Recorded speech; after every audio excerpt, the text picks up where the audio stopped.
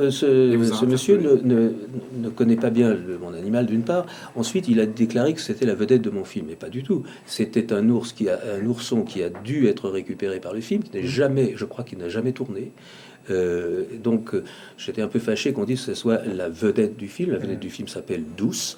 C'est un ours qui a vécu dans un zoo du centre de la France et qui est décédée récemment parce qu'elle est morte à 35 ans, ce qui est un âge extrêmement honorable pour un ours. Et cet ours-là, qui était la vedette, il y en avait un deuxième ours qui s'appelait Gogol, et c'est eux qui ont fait le film. Mhm. L'ours, je ne sais plus comment il s'appelle.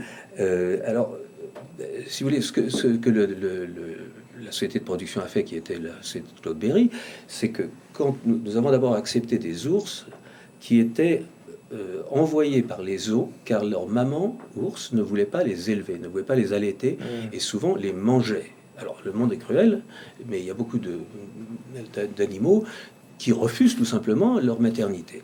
Donc nous avons récupéré ces ours-là, nous leur avons donné des mamans humaines Mhm. qui les ont soignés comme leurs enfants, une maman par ourson, et nous avons travaillé avec ces deux ours. Voilà.